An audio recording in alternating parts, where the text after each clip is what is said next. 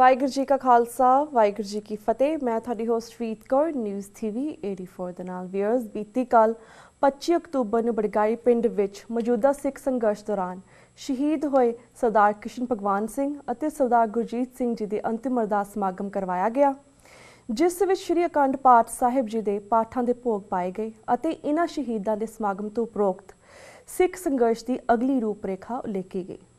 ਸਿੱਖ ਜਥੇਬੰਦੀਆਂ ਨੇ ਹੋਰ ਪੰਥਕ ਸ਼ਖਸੀਅਤਾਂ ਨਾਲ ਮਿਲ ਕੇ 9 ਮਤੇ ਪਾਸ ਕੀਤੇ, ਜਿਹੜੇ ਕਿ ਸਿੱਖਾਂ ਦੇ ਕਰੰਟ ਪ੍ਰੋਬਲਮਸ ਤੇ ਬੇਸਡ ਹਨ। ਵਿਊਅਰਸ, ਅੱਜ ਅਸੀਂ ਇਸ ਸਮਾਗਮ ਸੰਬੰਧੀ ਅਤੇ ਇਹਨਾਂ ਮਤਿਆਂ ਸੰਬੰਧੀ ਜਾਣਕਾਰੀ ਲਵਾਂਗੇ ਸ਼੍ਰੋਮਣੀ ਅਕਾਲੀ ਦਲ ਅੰਮ੍ਰਿਤਸਰ ਦੇ ਜਨਰਲ ਸਕੱਤਰ ਪ੍ਰੋਫੈਸਰ ਮਹਿੰਦਰਪਾਲ ਜੀ ਕੋਲੋਂ, ਜਿਹੜੇ ਕਿ ਇਸ ਵੇਲੇ ਸਾਡੇ ਨਾਲ ਫੋਨ ਲਾਈਨ ਤੇ ਜੁੜ ਚੁੱਕੇ ਨੇ। ਜੀ ਵੀਰ ਜੀ, ਵਾਹਿਗੁਰੂ ਜੀ ਕਾ ਖਾਲਸਾ ਵਾਹਿਗੁਰੂ ਜੀ ਕੀ ਫਤਿਹ। ਵਾਹਿਗੁਰੂ ਜੀ ਕਾ ਖਾਲਸਾ ਵਾਹਿਗੁਰੂ ਜੀ ਕੀ ਫਤਿਹ ਜੀ। ਜੀ ਵੀਰ ਜੀ, ਅੱਜ ਸਭ ਤੋਂ ਪਹਿਲਾਂ ਅਸੀਂ ਤੁਹਾਨੂੰ ਡੀਟੇਲ ਦੇ ਵਿੱਚ ਗੱਲਬਾਤ ਕਰਾਂਗੇ ਸਮਾਗਮ ਦੇ ਬਾਰੇ। ਜਿਹੜਾ ਇਹ ਸਮਾਗਮ ਸੀ, ਸਾਨੂੰ ਇਸ ਬਾਰੇ ਦੱਸੋ, ਇਹ ਕਿਵੇਂ ਰਿਹਾ, ਲੋਕਾਂ ਦਾ ਰਿਸਪਾਂਸ ਕੀ ਸੀ, ਇੱਥੇ ਕਿਹੜੀਆਂ ਹੋਰ ਪੰਥਕ ਸ਼ਖਸੀਅਤਾਂ ਆਈਆਂ ਸਨ ਅਤੇ ਕਿਹੜੇ ਮਤੇ ਪਾਸ ਕੀਤੇ ਗਏ, ਇਸ ਬਾਰੇ ਸਾਨੂੰ ਵੇਰਵੇ ਸਹਿਤ ਜਾਣਕਾਰੀ ਦਿਓ। ਆ ਜਿਹੜਾ ਸ਼ਹੀਦੀ ਸਮਾਗਮ 25 ਅਕਤੂਬਰ 2015 ਨੂੰ ਕੀਤਾ ਗਿਆ ਜੀ, ਮੇਰੀ ਆਪਣੀ ਸੋਚ ਦੇ ਮੁਤਾਬਕ, ਯਾਦ ਦੇ ਮੁਤਾਬਕ ਪਿਛਲੇ 26 ਸਾਲ 'ਚ ਕੌਮ ਦੇ ਵਿੱਚ ਜਿਹੜਾ ਹੁਲਾਸ ਅਸੀਂ ਦੇਖਿਆ ਹੈ, ਹਾਂਜੀ, ਉਹ 26 ਸਾਲ 'ਚ ਤੋਂ ਬਾਅਦ ਅਜਿਹਾ ਹੁਲਾਸ ਜਿਹੜਾ ਹੈ ਉਹ ਕੌਮ ਦੇ ਵਿੱਚ ਆਇਆ। ਇਹਦੀਆਂ ਕਈ ਵਿਲੱਖਣਤਾਵਾਂ ਸੀ। ਜਿੱਥੇ ਲੋਕ ਆਪ ਮੁਹਾਰੇ ਲੱਖਾਂ ਦੀ ਗਿਣਤੀ 'ਚ ਪਹੁੰਚੇ ਜੀ, ਉੱਥੇ 1% ਵੀ ਕਿਤੇ ਹੁੱਲੜਬਾਜੀ ਜਾਂ ਅਜਿਹੀ ਕੋਈ ਚੀਜ਼ ਦੇਖਣ ਨੂੰ ਨਹੀਂ ਮਿਲੀ ਜੀ। ਸਾਰੇ ਲੋਕਾਂ ਨੂੰ ਮੈਂ ਬਾਅਦ 'ਚ ਇਹ ਕਹਿੰਦੇ ਸੁਣਿਆ ਗਿਆ ਕਿ ਬਿਨਾਂ ਪੁਲਿਸ ਦੇ ਵੀ ਸਿੱਖ ਬੜੇ ਡਿਸਿਪਲਿਨ ਦੇ ਨਾਲ ਸਾਰੇ ਆਪਣੇ ਸਮਾਗਮ ਕਰ ਸਕਦੇ ਨੇ ਤੇ ਕੀਤਾ ਹੈ। ਹਰ ਇੱਕ ਬੰਦੇ ਨੇ ਬੜੇ ਤਰਤੀਬ ਦੇ ਨਾਲ ਲੰਗਰ ਛਕਿਆ ਹੈ, ਬੜੀ ਤਰਤੀਬ ਦੇ ਨਾਲ ਮੱਥਾ ਟੇਕ ਕੇ ਬੈਠੇ ਨੇ। ਤੇ ਕੋਈ ਵੀ ਜਿਹੜੇ ਹਕੂਮਤੀ ਲੋਕ ਜਦੋਂ ਹੂਟਰ ਮਾਰਦੇ ਆਉਂਦੇ ਨੇ, ਅਜਿਹੀਆਂ ਕਾਰਵਾਈਆਂ ਜਿਹੜੀਆਂ ਨੇ ਉਹ ਸੰਗਤ ਨੂੰ ਇਰੀਟੇਟ ਕਰਦੀਆਂ ਨੇ। ਉਸ ਸਮਾਗਮ ਵਿੱਚ ਅਜਿਹਾ ਕੁਝ ਵੀ ਨਹੀਂ ਦੇਖਿਆ ਗਿਆ, ਨਾ ਵੀ ਕਿਸੇ ਤਰ੍ਹਾਂ ਦਾ ਇਨਡਿਸਿਪਲਿਨ ਦੇਖਿਆ ਗਿਆ। ਇੱਕ ਪਾਸੇ ਤਾਂ ਇਹ ਸੀ, ਦੂਜੇ ਪਾਸੇ ਕੌਮ ਆਪਣੇ ਸ਼ਹੀਦਾਂ ਨੂੰ ਜਿੱਥੇ ਸ਼ਰਧਾਂਜਲੀ ਭੇਟ ਕਰ ਰਹੀ ਸੀ, ਉੱਥੇ ਨਾਲ ਹੀ ਇਸ ਗੱਲੋਂ ਖੁਸ਼ ਸੀ ਕਿ ਜਿਹੜੀ ਸਟੇਜ ਹੈ ਉਹਦੇ ਤੇ ਤਕਰੀਬਨ ਸਾਰੀਆਂ ਉਹ ਸ਼ਖਸੀਅਤਾਂ ਮੌਜੂਦ ਸੀ ਜਿਹੜੀਆਂ ਪਿਛਲੇ ਲੰਮੇ ਸਮੇਂ ਤੋਂ ਇਹ ਸੋਚਦੀਆਂ ਸੀ ਕਿ ਸਿੱਖ ਕੌਮ ਇਕੱਠੀ ਹੋ ਕੇ ਕੋਈ ਸਿੱਖਾਂ ਦੀ ਗੱਲ ਕਰੇ। ਜੇ ਬਾਕੀ ਕੋਈ ਰਹਿ ਗਿਆ ਪਾਸੇ, ਉਹ ਕੇਵਲ ਉਹ ਹਕੂਮਤੀ ਲੋਕ ਸੀ ਜਿਹੜੇ ਦੀਨ ਗਵਾਇਆ ਦੁਨੀਆ ਚਾਲੀ ਸਾਥ ਦੇ ਸਿਧਾਂਤ ਮੁਤਾਬਕ ਉਹ ਹਕੂਮਤੀ ਕੁਰਸੀਆਂ ਕਰਕੇ ਆਪਣੇ ਸਿਧਾਂਤ ਨੂੰ ਜਾਂ ਤਾਂ ਵੇਚ ਰਹੇ ਸੀ ਤੇ ਜਾਂ ਫਿਰ ਲਾਲਚ ਜਾਂ ਡਰ ਵਸ ਪਾਸੇ ਰਹੇ। ਬਾਕੀ ਸਾਰੀ ਜਿਹੜੀ ਸਿੱਖ ਕੌਮ ਹੈ ਉੱਥੇ ਪਹੁੰਚੀ। ਦੂਸਰੇ ਪਾਸੇ ਤੁਸੀਂ ਪੁੱਛਿਆ ਕਿ ਜਿਹੜੇ ਮਤੇ ਪਾਸ ਕੀਤੇ ਗਏ, ਮਤੇ ਜਿਹੜੇ ਨੇ ਉਹ ਸੰਘਰਸ਼ ਨੂੰ ਕੰਟੀਨਿਊ ਰੱਖਣ ਵਾਸਤੇ ਕੀਤਾ ਗਿਆ ਹੈ, ਤਾਂ ਜੋ ਸਿੱਖ ਜਿਹੜੇ ਅੱਜ ਸੜਕਾਂ ਤੇ ਪਹੁੰਚ ਕੇ ਇੱਕ ਖਾਸ ਫੈਸਲਾ ਚਾਹੁੰਦੇ ਨੇ ਆਪਣੀ ਕੌਮ ਦੇ ਭਵਿੱਖ ਵਾਸਤੇ ਕਿ ਉਹਨਾਂ ਦੇ ਗੁਰੂ ਗ੍ਰੰਥ ਸਾਹਿਬ ਜੀ ਦੀ ਬਾਰ-ਬਾਰ ਬੇਅਦਬੀ ਨਾ ਹੋਵੇ, ਉਹਨਾਂ ਦੇ ਬੱਚਿਆਂ ਨੂੰ ਕੋਈ ਮਤਲਬ ਕਹਿਣ ਤੋਂ ਜਦੋਂ ਵੀ ਚਾਹਵੇ ਉਦੋਂ ਸ਼ਹੀਦ ਕਰਨ ਦਾ ਜਿਹੜਾ ਮਨਸੂਬੇ ਪਾਲਦੀ ਹੈ ਸਰਕਾਰ, ਉਹ ਨਾ ਹੋਵੇ। ਤੇ ਤੀਸਰਾ, ਜਦੋਂ ਵੀ ਕਦੇ ਚਾਹਵੇ ਸਿੱਖਾਂ ਨੂੰ ਗ੍ਰਿਫਤਾਰ ਕਰ ਲਵੇ ਕਿਸੇ ਵੀ ਝੂਠੇ ਕੇਸ ਦੇ ਵਿੱਚ। ਇਹਨਾਂ ਸਾਰੀਆਂ ਚੀਜ਼ਾਂ ਨੂੰ ਕੰਟੀਨਿਊ ਰੱਖਣ ਵਾਸਤੇ ਸੰਘਰਸ਼ ਨੂੰ ਇਹ ਮਤੇ ਪਾਸ ਕੀਤੇ ਗਏ ਨੇ। ਭਵਿੱਖ ਦੇ ਵਿੱਚ ਇਹਨਾਂ ਦਾ ਜਿਹੜਾ ਹੈਗਾ ਉਹ ਆਪਾਂ ਨੂੰ ਦਿਸੇਗਾ। ਜਿਵੇਂ ਕਿ ਮੁੱਖ ਤੌਰ ਤੇ ਇਹ ਫੈਸਲਾ ਲਗਭਗ ਕੌਮ ਪਿਛਲੇ 15 ਦਿਨਾਂ 'ਚ ਬਹੁਤ ਜ਼ਾਹਰਾ ਤੌਰ ਤੇ ਕਰ ਚੁੱਕੀ ਸੀ ਕਿ ਸਿੱਖਾਂ ਦੇ ਸਾਰੇ ਦੁੱਖਾਂ ਦਰਦਾਂ ਦਾ ਜਿਹੜਾ ਇਸ ਵਕਤ ਕੋਈ ਜ਼ਿੰਮੇਵਾਰ ਹੈ ਉਹ RSS ਦਾ ਏਜੰਟ ਪ੍ਰਕਾਸ਼ ਸਿੰਘ ਬਾਦਲ ਹੈ।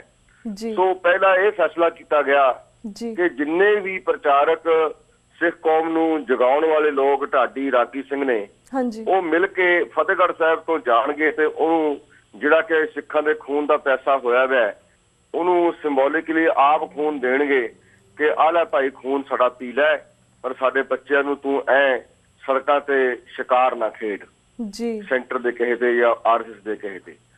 ਉਹ ਉਸ ਤੋਂ ਬਾਅਦ 3 ਨਵੰਬਰ ਨੂੰ ਸਾਰਾ ਪੰਜਾਬ ਜਿਹੜੀ ਕੌਮ ਹੈ ਉਹ ਪਿੰਡਾਂ ਸ਼ਹਿਰਾਂ ਚੋਂ ਨਿਕਲ ਕੇ ਸੜਕਾਂ ਦੇ ਦੋਹਾਂ ਪਾਸੇ ਬੈਠ ਜਾਏਗੀ ਆਪਣੇ ਹੱਥ 'ਚ ਕਾਲੀਆਂ ਝੰਡੀਆਂ ਲੈ ਕੇ।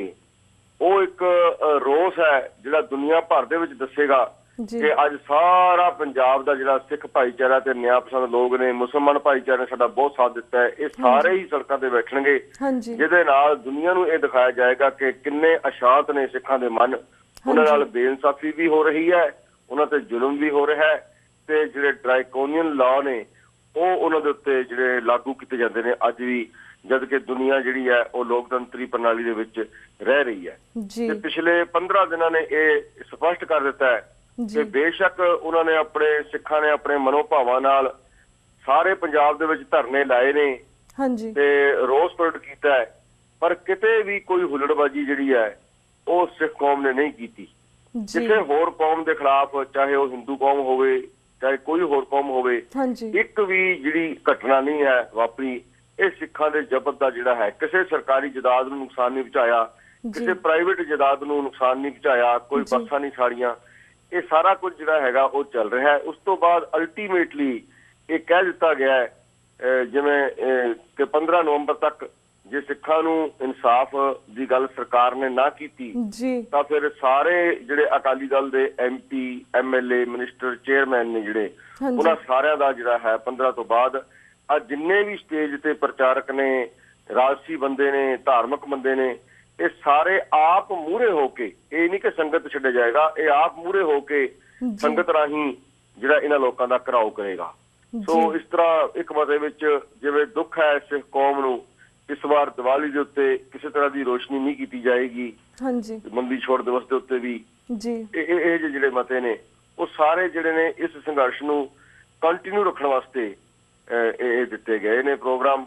ਤੇ ਉਸ ਤੋਂ ਬਾਅਦ ਅਲਟੀਮੇਟ ਜਿਹੜੇ ਫੈਸਲੇ ਨੇ ਜੋ ਮੈਂ ਸੋਚਦਾ ਉਹ ਸਰਬੱਤ ਖਾਲਸੇ ਤੇ ਹੋਣਗੇ। ਇਹ ਜਿਹੜੇ ਸਮਾਗਮ ਸੀਗੇ, ਇਹ ਜਿਹੜਾ ਪਿਛਲੇ 2 ਹਫ਼ਤੇ ਤੋਂ ਇੱਕ ਖਾਸ ਤੌਰ ਤੇ ਸਿੱਖਾਂ ਨੂੰ ਰੋਸ ਦੇ ਤੌਰ ਤੇ ਸੜਕਾਂ ਤੇ ਆ ਕੇ ਆਪਾਂ ਪ੍ਰਗਟ ਕੀਤਾ ਸੀ, ਉਹਦੇ ਮੁਤਾਬਕ ਜਾਂ ਉਹਦੇ ਅਨੁਸਾਰ ਉਹਦੇ ਲਈ ਆ ਮਤੇ ਜਿਹੜੇ ਨੇ ਆ ਦਿੱਤੇ ਗਏ ਨੇ ਸੰਗਤ ਨੂੰ। ਜੀ ਜੀ ਤਾਂ ਵੀਰ ਜੀ ਸਾਡੇ ਕੋਲ 2-3 ਕੁਐਸਚਨ ਨੇ ਇਸ ਨਾਲ ਰਿਲੇਟਡ। ਕੁਇਕ ਕੁਐਸਚਨ ਹੈ, ਜਿਸ ਅਸੀਂ ਗੱਲ ਕੀਤੀ ਆ ਕਿ ਜਿਹੜੀਆਂ ਪੰਥਕ ਸ਼ਖਸੀਅਤਾਂ ਨੇ ਉਹ ਇਹਨੂੰ ਜਿਹੜਾ ਬਾਦਲ ਹੈਗਾ ਇਹਨੂੰ ਜ਼ਿੰਮੇਵਾਰ ਸਮਝਣ ਕਿ ਇਹ RSS ਦਾ ਚੇਲਾ, ਜਿਸ ਗੱਲ ਕੀਤੀ ਹੈ ਕਿ ਉਹਨਾਂ ਦਾ ਏਜੰਟ ਹੈ ਇਹ, ਪਰ ਜਿਸ ਗੱਲ ਕੀਤੀ ਕਿ ਇਹਨਾਂ ਨੂੰ ਚੰਡੀਗੜ੍ਹ ਮਿਲਣ ਜਾਣਗੇ ਜਾਂ ਫਿਰ ਚੰਡੀਗੜ੍ਹ ਉਹ ਧਰਨੇ ਤੇ ਜਾਣਗੀਆਂ, ਇਹ ਥੋੜਾ ਜਿਹਾ ਸਾਨੂੰ ਡਿਟੇਲ ਦੇ ਵਿੱਚ ਥੋੜਾ ਦੱਸਿਓ ਵੀ ਲਾਈਕ ਕੋਈ ਪੰਥਕ ਬਾਦਲ ਦੀ ਕੋਠੀ ਦਾ ਘਰਾਓ ਕਰਕੇ ਉੱਥੇ ਪਹੁੰਚ ਕੇ ਕਹਿਣਗੇ ਵੀ ਤੂੰ ਆ ਕੇ ਬਾਹਰ ਜਿੰਨਾ ਖੂਨ ਲੈਣਾ ਲੈ ਲੈ, ਓਕੇ, ਬਾਰ-ਬਾਰ ਸਾਡੇ ਬੱਚਿਆਂ ਨੂੰ ਤੂੰ ਸ਼ਹੀਦ ਨਾ ਕਰ। ਜੀ ਜੀ ਤੇ ਦੂਸਰਾ ਰਿਲੇਟਡ ਕੁਐਸਚਨ ਸੀ ਵੀਰ ਜੀ, ਜਿਸ 2 ਅੰਮ੍ਰਿਤਧਾਰੀ ਜਿਹੜੇ ਵੀਰ ਸੀਗੇ, 2 ਬ੍ਰਦਰ ਸੀਗੇ, ਉਹਨਾਂ ਨੂੰ ਪੁਲਿਸ ਨੇ ਫੜਿਆ ਹੋਇਆ ਸੀ ਇਸ ਪੂਰੇ ਘਟਨਾਕ੍ਰਮ ਦੇ ਵਿੱਚ, ਉਹਨਾਂ ਦਾ ਇਸ ਵੇਲੇ ਕੀ ਸਟੇਟਸ ਹੈ? ਉਹਨਾਂ ਨੂੰ ਕੱਲ ਅਦਾਲਤ ਵਿੱਚ ਪੇਸ਼ ਕੀਤਾ ਗਿਆ ਸੀ ਜੀ, ਤੇ ਉਸ ਤੋਂ ਬਾਅਦ ਉਹਨਾਂ ਨੂੰ 9 ਤਰੀਕ ਤੱਕ ਜੇਲ੍ਹ ਭੇਜ ਦਿੱਤਾ ਗਿਆ। ਤੇ ਇੱਕ ਛੋਟੀ ਜਿਹੀ ਕਲਿੱਪ ਮੇਰੇ ਕੋਲ ਪਹੁੰਚੀ ਸੀ ਤੇ ਉਹਨਾਂ ਦੇ ਉੱਥੇ ਮੇਰੇ ਫੋਨ ਤੇ ਵੀ ਗੱਲ ਹੋਈ ਸੀ ਬੰਦਿਆਂ ਨਾਲ, ਤੇ ਉਹਨਾਂ ਨੇ ਇੱਕੋ ਹੀ ਗੱਲ, ਜਿਹੜਾ ਰਵਿੰਦਰ ਸਿੰਘ ਆ ਜਿਹਦੀ ਰੀੜ ਦੀ ਹੱਡੀ ਦੇ ਵਿੱਚ ਨੁਕਸ ਹੈ ਤੇ ਉਹ ਲੰਮੇ ਪੈ ਕੇ ਹੀ ਉਹਨੂੰ ਲਿਆਂਦਾ ਗਿਆ ਸੀਗਾ ਤੇ ਚੁੱਕ ਕੇ ਹੀ ਅਦਾਲਤ ਵਿੱਚ ਪੇਸ਼ ਕੀਤਾ ਗਿਆ ਸੀ। ਤਾਂ ਉਹਨੇ ਇਹ ਜ਼ਰੂਰ ਕਿਹਾ ਸਪਸ਼ਟ ਰੂਪ ਵਿੱਚ ਕਿ ਅਸੀਂ ਬਹੁਤ ਚੜ੍ਹਦੀ ਕਲਾ 'ਚ ਹਾਂ, ਅਸੀਂ ਨਿਰਦੋਸ਼ ਹਾਂ ਤੇ ਕੌਮ ਚੜ੍ਹਦੀ ਕਲਾ 'ਚ ਰਹੇ। ਤੇ ਉਹਦੀ ਸਿਸਟਰ ਦੇ ਨਾਲ ਗੱਲ ਕੀਤੀ ਗਈ ਸੀ, ਉਹ ਕਹਿੰਦੇ ਸਾਨੂੰ 2-3 ਮਿੰਟ ਮਿਲਣ ਦਿੱਤਾ ਸੀਗਾ, ਉਹ ਬਿਲਕੁਲ ਚੜ੍ਹਦੀ ਕਲਾ ਸੀ। ਇਹ ਜਿਹੜਾ ਹੈ ਉਹਨਾਂ ਨੂੰ ਅੱਜ ਜੇਲ੍ਹ ਭੇਜਦਾ ਹੈ। ਅੱਗੇ ਦਾ ਜਿਹੜਾ ਹੈ ਇੰਤਜ਼ਾਮ ਹੁਣ ਮੁਲਾਕਾਤ ਕਰਕੇ ਉਹਨਾਂ ਨਾਲ ਪਤਾ ਲੱਗੂਗਾ, ਪਰ ਕੌਮ ਜਿਹੜੀ ਹੈ ਉਹ ਉਹਨਾਂ ਨੂੰ ਨਿਰਦੋਸ਼ ਮੰਨਦੀ ਹੈ ਤੇ ਉਹਨਾਂ ਦੀ ਰਿਹਾਈ ਦੀ ਜਿਹੜੀ ਹੈ ਗੱਲ, ਇਹ ਵੀ ਉਸ ਏਜੰਡੇ ਵਿੱਚ ਸ਼ਾਮਲ ਹੈ ਜਿਹੜਾ ਅੱਗੇ ਅਸੀਂ ਇਨਸਾਫ ਦੀ ਗੱਲ ਕਰਦੇ ਹਾਂ। ਜੀ ਜੀ ਤਾਂ ਸਰਬੱਤ ਖਾਲਸਾ ਦੇ ਉੱਪਰ ਵੀ ਤੁਹਾਡੇ ਨਾਲ ਗੱਲਬਾਤ ਕਰਾਂਗੇ। ਉਸ ਤੋਂ ਪਹਿਲਾਂ ਇੱਕ ਕੁਐਸਚਨ, ਜਿਸ ਤੁਸੀਂ ਗੱਲ ਕੀਤੀ ਹੈ ਕਿ ਇਸ ਵੀਰ ਨਾਲ ਤੁਹਾਡੀ ਗੱਲਬਾਤ ਹੋਈ, ਤੁਹਾਡੇ ਕੋਲ ਵੀਡੀਓ ਕਲਿੱਪ ਹੈਗੇ, ਸੁਣਨ ਵਿੱਚ ਆਇਆ ਸੀ ਕਿ ਹੋਰ ਵੀ ਬਹੁਤ ਸਾਰੇ ਜਿਹੜੇ ਸਰਦਾਰ ਸੀਗੇ, ਆਪਣੇ ਸਿੱਖ ਭੈਣ ਭਰਾ ਸੀਗੇ, ਉਹਨਾਂ ਦੇ ਇਸ ਵੇਲੇ ਉਹਨਾਂ ਨੂੰ ਪੰਜਾਬ ਪੁਲਿਸ ਨੇ ਬਹੁਤ ਗ੍ਰਿਫਤਾਰ ਕਰ ਲਿਆ ਸੀ, ਕਿ ਉਹ ਹਜੇ ਵੀ ਜੇਲ੍ਹ ਦੇ ਵਿੱਚ ਨੇ ਕਿ ਉਹਨਾਂ ਨੂੰ ਸਾਰਿਆਂ ਦੀ ਜ਼ਮਾਨਤ ਹੋ ਚੁੱਕੀ ਹੈ ਮੇਰੀ, ਕਿ ਉਹ ਨਿਕਲ ਚੁੱਕੇ ਨੇ ਜੇਲ੍ਹ ਤੋਂ? ਨਹੀਂ, ਉਹਨਾਂ ਚੋਂ ਬਹੁਤੇ ਜੇਲ੍ਹ 'ਚ ਨੇ। ਜਿਵੇਂ ਆਪਣਾ ਸਾਡਾ ਕਪੂਰਥਲੇ ਦਾ ਪ੍ਰਧਾਨ ਸਰਦਾਰ ਨਰਿੰਦਰ ਸਿੰਘ ਖੁਸਰੋਪੁਰ ਹੈ, ਉਹਦੇ ਤੇ ਬਿਨਾਂ ਮਤਲਬ 307 ਦਾ ਕੇਸ ਪਾ ਕੇ 25 ਬੰਦੇ ਕਪੂਰਥਲੇ ਤੋਂ ਜੇਲ੍ਹ 'ਚ ਭੇਜੇ ਨੇ। ਕੱਲ ਉਹ ਵੀ 9 ਤਰੀਕ ਤੱਕ ਜੇਲ੍ਹ 'ਚ ਭੇਜੇ ਨੇ, 2 ਦਿਨ ਦਾ ਪੁਲਿਸ ਰਿਮਾਂਡ ਲੈ ਕੇ। ਇਸੇ ਤਰ੍ਹਾਂ ਹੀ ਕੁਝ ਕੁ ਲੋਕ ਜਿਹੜੇ, ਮੈਂ ਨਾਮ ਤੋਂ ਨਹੀਂ ਵਾਕਫ, ਕਰੀਬ ਉਹਨਾਂ ਦੀ ਗਿਣਤੀ 25 ਤੋਂ 30 ਬਣਦੀ ਹੈ, ਉਹ ਇਸ ਜਿਹੜਾ ਬਾਈਬਲ ਕਲਾ ਬਰਗਾੜੀ ਇਹਨਾਂ ਦੇ ਰੋਸ ਧਰਨਿਆਂ ਵਿੱਚ ਫੜੇ ਗਏ ਸੀ। ਉਹ ਹਜੇ ਉਹਨਾਂ ਨੇ ਕਈ ਤਾਂ ਪੁਲਿਸ ਸਟੇਸ਼ਨਾਂ ਤੇ ਹੀ ਰੱਖੇ ਹੋਏ ਨੇ, ਕੁਝ ਜੇਲ੍ਹ 'ਚ ਭੇਜੇ ਨੇ, ਉਹਨਾਂ ਨੂੰ ਰਿਹਾ ਨਹੀਂ ਕੀਤਾ ਗਿਆ। ਜੀ ਜੀ thank you so much for the information ਵੀ ਜੀ ਬਿਕੋਜ਼ ਇਹ ਕਾਫੀ ਸਾਡੇ ਫੇਸਬੁੱਕ ਤੇ ਕੁਐਸਚਨਸ ਆਉਂਦੇ ਨੇ ਤਾਂ ਕਰਕੇ ਤੁਹਾਨੂੰ ਪੁੱਛਿਆ ਸੀ ਬਿਕੋਜ਼ ਇਸ ਬਾਰੇ ਮੋਸਟਲੀ ਅਪਡੇਟ ਨਹੀਂ ਮਿਲਦੀ ਹੈਗੀ ਕਰੰਟ ਮੁੱਦਿਆਂ ਦੇ ਉੱਪਰ ਇਸ ਬਾਰੇ ਤਾਂ ਕਰਕੇ ਤੁਹਾਨੂੰ ਪੁੱਛ ਰਹੀ ਸੀ ਇਸ ਦੇ ਬਾਰੇ।